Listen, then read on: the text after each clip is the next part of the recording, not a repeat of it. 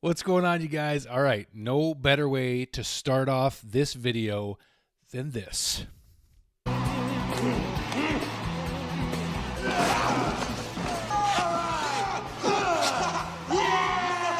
at him.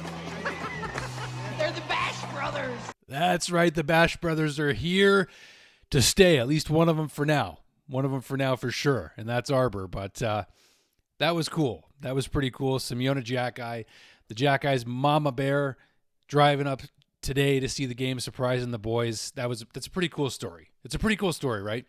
And both of them end up scoring goals in this game, and both of them dropped the gloves in this game. It was a purely Jackeye brotherly debut. The first time that two brothers have played together in the Montreal Canadiens since Sergei and Andrei Kostitsyn, if you can believe it. Look at the guys here. Remember them?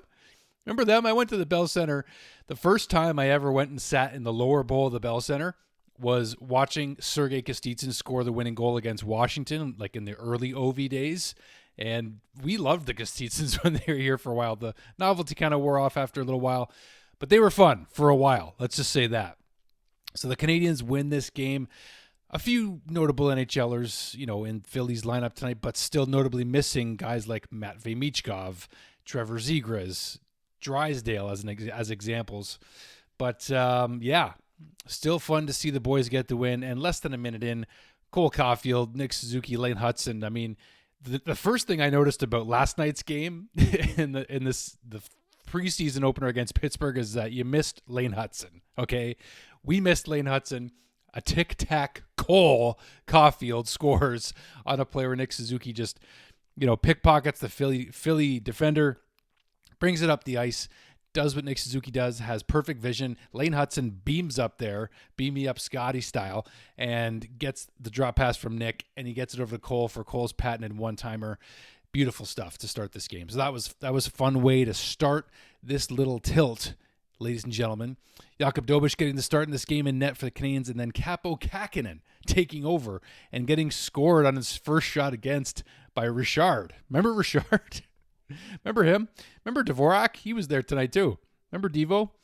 So anyways, but what else do we want to talk about in this game? Okay, so I want to get into a bit of analysis on Arber Jackeye, actually, because he dropped the gloves in a situation where he didn't really need to and got an extra penalty, and then the Canadiens got scored on after that. But what I actually thought was the play that I didn't love from Arber Jackeye on this one was, if I'm remembering correctly, and I'm totally going by memory here, I had to write this down even to see how correct I might have been or not. But from what I remember, Arber Jackeye couldn't keep the puck deep and had to sort of pedal back, if you will, skate back to try to check his man. And then he got tripped up, and there was a penalty going against the Flyers. And then he got in Jackeye's face, and then of course Arber drops the gloves. They get into he starts throwing punches, and the Canadiens get the extra penalty. So I felt like that whole thing didn't need to happen if Jackeye keeps it deep. Now, mind you, the Canadiens wouldn't have got the power play if he kept the puck deep going the other way.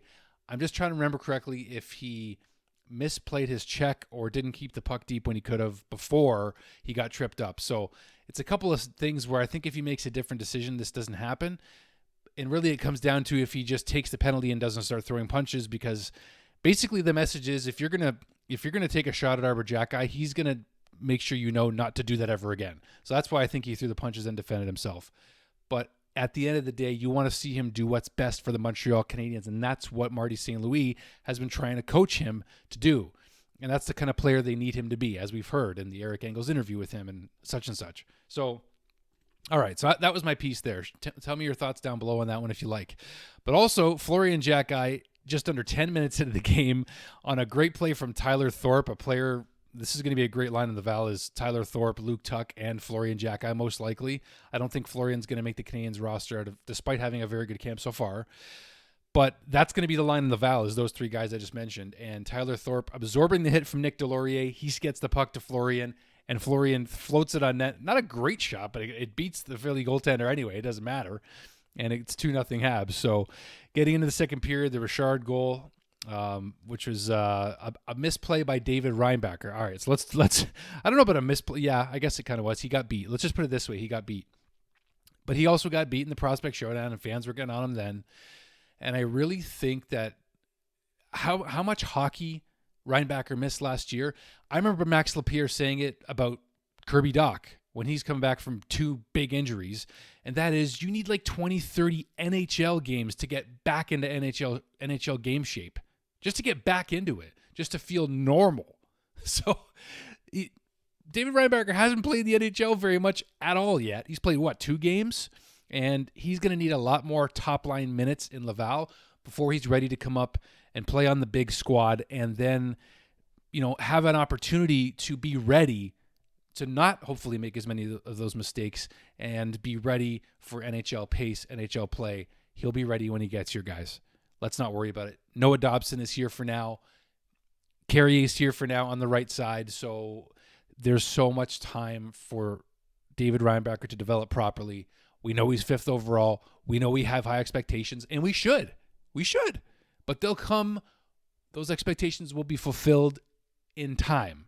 Give it time. This rebuild is going well. Let's let it keep going well as it should in time. Okay? Cool. I'm glad we had this talk.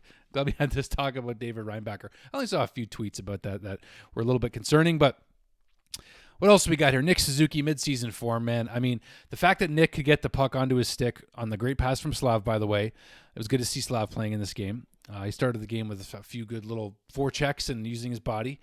But I noticed that I watched Nick Suzuki from the back end, and the way he cut in, kind of like Crosby, just sneaky-like, just getting in position to receive the pass from Slav, and then just the quick stick to make sure he got the puck on his stick as fast as he did, and then release it as fast as he did. Nick Suzuki midseason form. First star of the game. No surprises for me.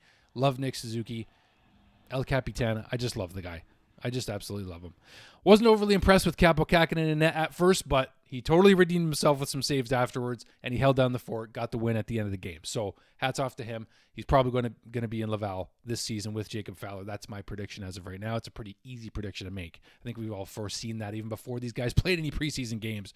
All right, so Arber Jackeye banks the puck off the boards and down the ice on the empty net, misses it, and then gets another chance, and then doesn't miss it because you're not going to miss on the second opportunity. So awesome to see the Jackeye brothers play together for the first time. They might just play together for the first time in an officially sanctioned NHL regular season game as early as this year, if Florian gets the call up to the big league this season at some point. But I'm praying, as I said, that the Canadiens stay healthy and that they don't have to do that. But at some point, maybe next season, we'll see. We'll see what happens. They got to make it happen and play together. It was a special night. So the X factor was a factor tonight, ladies and gentlemen, and good that Simeone could make it down to watch the boys play. That's all I got for you guys. What else do you want to have to say about this game? I think I covered everything pretty quickly. Leave a comment down below. Like, subscribe. Love you guys. God bless you and everyone around you. Thank you for watching. Go Habs, go. See you guys.